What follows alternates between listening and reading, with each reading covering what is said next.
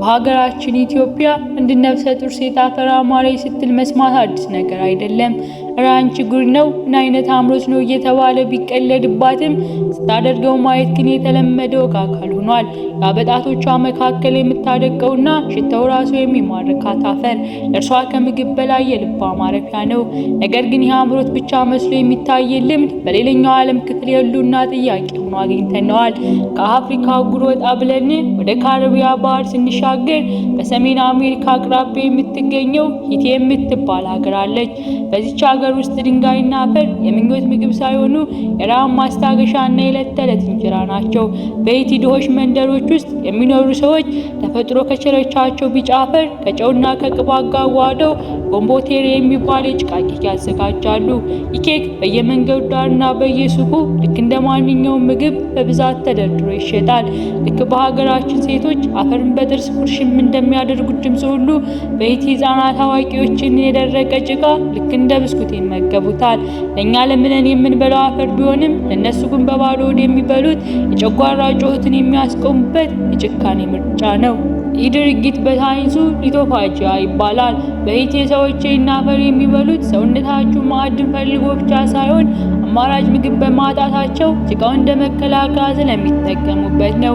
የሚገርመው ግን ይህ አፈር በውስጡ ሊይዛቸው የሚችሉ ባክቴሪያዎች፣ ተውሳኮች ለጤና አደገኛ ቢሆንም እንደ ባህልና እንደ ህልውና ቀጥሏል።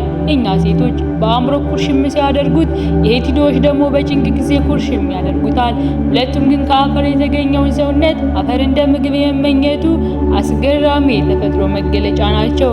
ለምን ይበላሉ? እውነተኛ ጥሪ የሆድ መከራ። ድርጊት ስንሰማ መጀመሪያ የሚመጣብን ጥያቄ ለምን የሚል ነው። ምክንያቱ ግን ከድንጋዩ ጥንካሬ በላይ ጥልቅና ልብ ሰባሪ ነው። ዋነኛው ምክንያት ሳይንሳዊና ተፈጥሯዊ ነው። የሰው ልጅ ሰውነት ውስጥ እንደ ብረትና ካልሲየም ያሉ ማዕድናት በከፍተኛ ሁኔታ ይቀንሳሉ። አእምሮ በደመ ነፍስ ወደ መጣበት አፈር እንዲመለስ ያዘዋል። በተለይ ነፍሰ ጡር እናቶች አፈር አማረኝ ብለው አፈሩን ቃም ሲያደርጉ ሰውነታቸው የጎደለው ማዕድን ለመተካት የሚያደርገው የመጨረሻ ትግል ነው።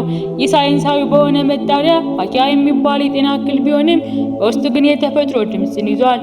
ሌላኛውና እጅግ አሳዛኙ ምክንያት ድህነት ነው።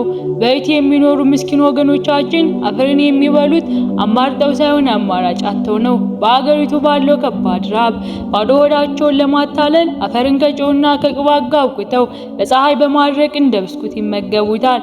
ዛሬም ድረስ ጉዳቱ የታወቀ ቢሆንም የነገውን ጉዳት ሳይሆን የዛሬውን ረሃብ ለማስታገስ ሲሉ ወደ መጣንበት አፈር መጠጋት ምርጫ አድርገዋል። የሰው ልጅ ከጭቃ ተበጄ ተመልሶ ወደ አፈር ይገባል የሚለው ጥንታዊ አባባል ለእነዚህ ሰዎች ከንግግር ባለፈ የዕለት ተዕለት የኑሯቸው እውነታ ነው። በሳይንሱ ዓለም ድንጋይና አፈር መብላት ጉዳቱ ቢዘረዘርም ለብዙዎች ግን የጥቁር መሬት ሕይወታቸው ዋስትና ሆኖ ቀጥሏል። ጉዳቱ የታወቀ ነው። በውስጡ ባሉ ባክቴሪያዎች ምክንያት ሆድን ሊያቆስል፣ ጥርስን ሊሰብር፣ አልፎም የውስጥ አካል ሊጎዳ እንደሚችል የታመነ ነው።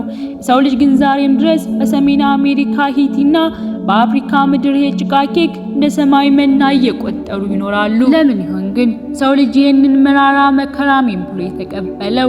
ምናልባትም ሰውነታችን የጎደለው ማዕድን ፍለጋ ሲንከራተት ጥንት ወደ ተበጀበት መሬት አንገቱን ደፍቶ እየተማጸነ ይሆን? በሂቲ መንገዶች ላይ በፀሐይ በደረቁ የጭቃ ኬኮች ኩርሽም አድርገው ሲመገቡ ድርጊቱን የሚያየው ሰው ጉዳት አለ የሚል ስጋት ቢፈጥርም ለሚበላው ሰው ግን ያ መራራ አፈር የረሃብ ጅራፍን የሚታደግበት ብቸኛ መጠጊያው ነው። ያ ምስኪን የሂቲ ሰው ጭቃ ኬክ ወደ አፍ ሲወስደው ሰውነቴ ከመሬት አልነበር እንደ የተፈጠረው ታዲያ ምን ያሰጋኛል የሚል ይመስላል። ጉዳትና ጥቅሙ ግብ ያዙበት በዚህ እንግዳ ልምድ ውስጥ የሰው ልጅ ተፈጥሮ ካለበት የከፋ ድህነትና ጥልቅ የማዕድን ፍላጎት ጋር ተጋፍቶ ጉዳቱን ወደ ጎን በመተው አፈሩን እንደ ዕለት ምግብ አድርጎ መቀበሉ እጅግ ያስገርማል። አፈር መብላት ለነሱ ለዛሬ መትረፊያ ነው። ነገ የሚመጣውን ጉዳት ደግሞ ለነገ ተተውታል።